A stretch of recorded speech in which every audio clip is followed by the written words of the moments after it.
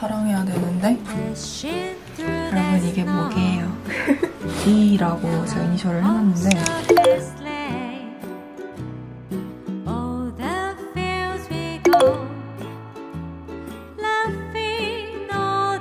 제가 영어 공부했던 다이어리 들고 갔거든요. 이거 들고 가서 보여드렸어요. 어떻게 꼬임님 좋고 막 예문 써가면서 어딜 펼쳐도 다 꽉꽉 차있어요. 이게 뭔가 DIY 할 수 있는 다이어리를 사주셔가지고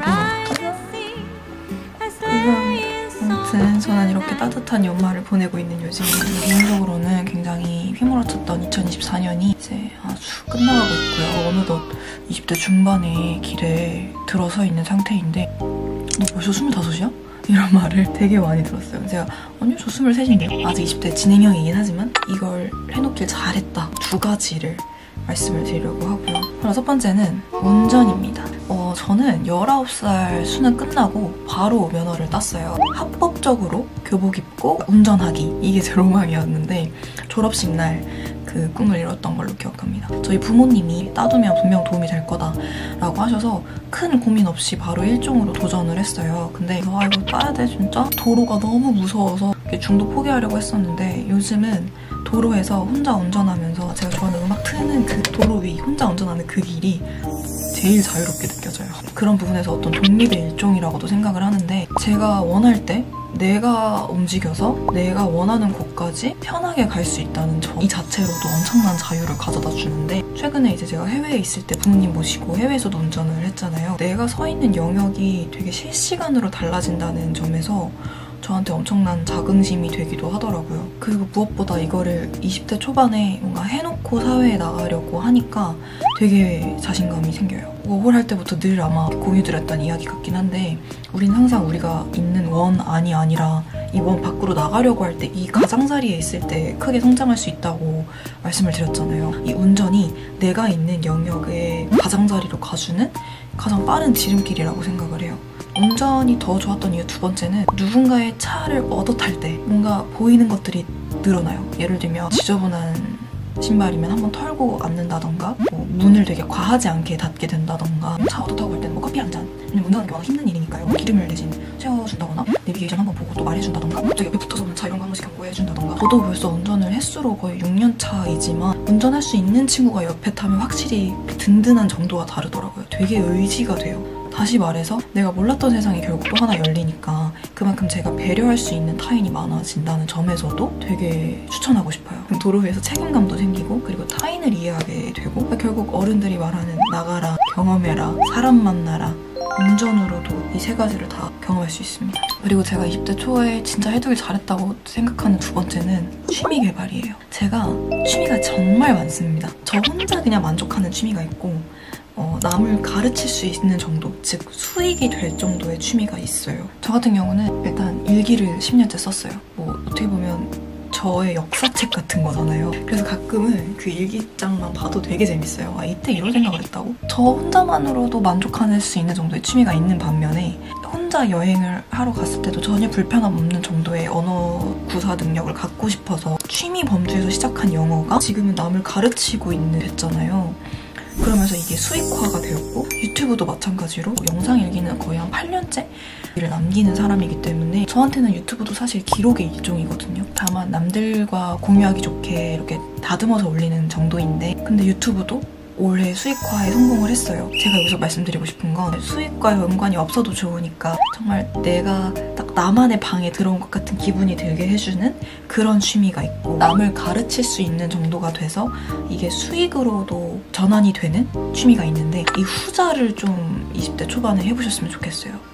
본업이 아닌 일로 즉 내 취미 중에 뭘로 이걸 수익 전환을 해볼 수 있을까에 대한 고민을 20대 초반에 막 대단히 심도 있게는 못해도 취미를 여러 개를 경험해보시면서 뭔가 이걸로 한번 돈을 벌어볼까 하는 생각들을 꾸준하게 해보셨으면 좋겠어요. 그 중에서도 한 가지 취미를 정말 진득하게 끝장을 볼 정도로 끝까지 파고드는 연습을 한 번쯤 20대 초반에 해보셨으면 좋겠어요. 우리가 한 가지의 직업만으로 먹고 살 수 있을 거라는 확신이 없잖아요. 요즘은 또 평생 직장 이런 단어가 되게 멀어진 세대니까 내 취미가 언제든지 나의 가게에 직접적인 도움을 줄 수 있다는 확신이 있으면 굉장한 정신적인 여유를 주더라고요. 저는 평생을 예체능을 해왔어요. 어릴 때는 운동선수를 했었고 중간에는 악기로 오케스트라도 해본 적이 있었고 그러면서 이제 영상업으로 넘어오게 됐는데 제가 배웠던 것들은 다 중간이 없는 학문들이었어요. 되게 끝장을 봐야 인정받을 수 있는 그런 학문들이었는데 제가 마음의 평화를 얻게 된 계기는 그런 저에게 다양한 취미를 선물해줬을 때 스스로에게 본업을 오래 하기 위해서는 결국은 한 80 정도의 에너지로 오래 가서 오래 버티는 사람이 이기는 거구나 라는 걸 뭔가 알고 나니까 막 미친 듯이 하고 싶어서 막 불타는 이 에너지를 취미에 적당히 분산을 하게 되는 올해였고 제 취미가 실력이 돼서 남을 가르칠 수 있게 되었고 그렇다 보니 이게 또 수익으로 전환이 되고 본업을 준비하는데 굉장한 든든한 밑거름이 되면서 그렇다 보니까 되게 선순환으로 이렇게 취미에 몰입을 하다 보면 되게 다양한 영감들이 되게 많이 떠올라요. 그래서 결국은 본업의 갈증을 느껴서 또 엄청 본업이 그리워지고 엄청 하고 싶어지고 그러니까 되게 선순환이에요. 아무리 제가 본업을 좋아하고 제 전공을 사랑하는데도 한 번씩 이렇게 너무 지쳐서 그냥 아이씨 안 해! 하는 순간들이 있는데 그럴 때 또 찾는 몇 가지 취미가 있어요. 그냥 성과에 스트레스 받지 않고 그냥 하는 취미들. 저한테는 이제 그게 다이어리인데 이렇게 다이어리 꾸미는 일인데 다이어리 이거는 뭐 딱히 자격증이랄 게 있는 것도 아니고 그냥 저의 마음을 정리하는 거니까 진짜 딱 제가 편해지는 음악 하나 틀어놓고 일기 쓰면 저는 엄청 힐링이 돼요. 좀 민망하지만 막 10년 뒤에 저한테 일기도 많이 써요. 잘 살고 있니? 막 이런 거 그때도 있고 아니면 제 미래의 자녀한테 쓴 편지도 있어요. 그건 이제 스트레스 받지 않아요. 뭔가 제 업이 아니니까.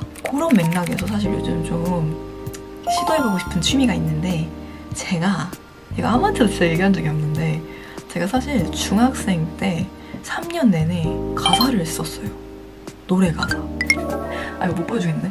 그때 그 시절에 제가 기회만 되면 내 꼭 작사를 배워보리라 한 생각이 있었죠. 왜냐면 평소에 글 쓰는 거 좋아했고 일본만의 은밀한 취미가 있었고 이걸 아직까지도 버리지 못했기 때문에 그때 마침 이제 성인용 학습지 브랜드인 마이라이트에서 연락을 주셔서 함께 제작을 하게 되었는데요. 사실 마이라이트가 외국어 학습지로 이미 유명하지만 뭐 외국어는 물론이고 예술, 경제, 커리어 특히 취미, 작사가 이것이 이제 작사 프로그램 학습지입니다. 실제로 이 프로그램을 거쳐서 실제 작사가 데뷔하시는 수강생도 있으시다고 해요. 그래서 나도 한번 하는 학습지로 이제 공부를 하시려면 강의가 또 제공이 되는데요. 홈페이지에 로그인 하셔서 강의와 함께 진짜 정해진 양만큼 학습지를 풀면 끝이에요.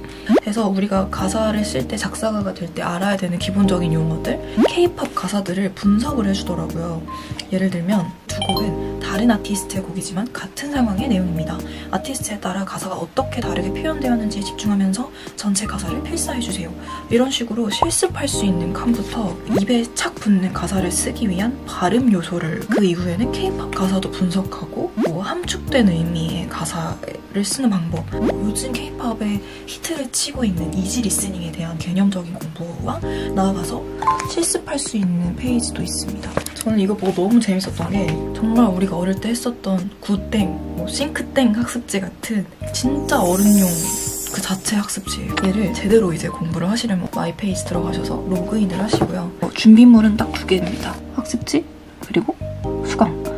주황색은 신체 드로잉, 그림 그리는 거. 이것도 굉장히 탐납니다. 이거는 플레이리스트를 어떻게 만드는지에 대한 학습지예요. 유튜브로 플레이리스트를 만들고 테마를 정해서 이걸로 수익까지 만들어내는 과정을 학습지로 배우실 수 있습니다. 그리고 이거는 굉장히 흥미로운데 FBI 프로파일링. 딱 이 4개가 제일 저의 그 관심사에 해당하는 학습지들이에요. 주요 키워드가 취미로 시작했는데 부업까지? 그러니까 이런 느낌으로 보시면 될 것 같아요. 딱 제가 오늘 말씀드리는 영역하고 굉장히 맞닿아 있다고 생각해서 같이 소개드리면 너무 좋을 것 같아서 이렇게 소개를 드려봤고요.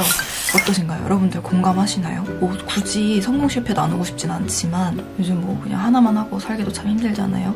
정신없으니까 이게 맞나? 내가 잘하고 있는 게 맞나? 라는 생각들이 들 때 제 주변을 둘러싸고 있는 이 다양한 취미들을 한 번씩 이렇게 보면서 잘하고 있어. 2024년은 제가 스스로한테 계속 과제를 줬던 해였어요. 모든 것이 새롭고 되게 처음인 것들이 많았어요. 도전과 외로움과 자유로움으로 진짜 점철되었던 이 20대 초반에 저의 운전 실력과 저의 다양한 취미들, 특히 영어가 진짜 한몫했다. 취미든 뭐든지 간에 제대로 끝까지 끝까지 몰입해서 무언가를 성취해낸 경험, 이게 결국은 20대 초반에 우리가 해야 하는 일이 아닌가라는 생각이 들어요. 어떠한 이유로 뭐 워홀이든 해외 유학이든 새로운 것에 대한 공부, 뭐 운전, 영어, 취미개발, 뭐 어떤 이유에서든 뭔가 낯선 것에 대한 경계심으로 힘든 시간이나 고민이 되는 시간들을 보내고 계시다면 부디 저의 이런 경험담들이 도움이 되었으면 좋겠습니다. 근데 일단 꿈은 크게 꿔야 그 절반이라도 가는 거니까 정국씨, 제 가사를 받아주세요.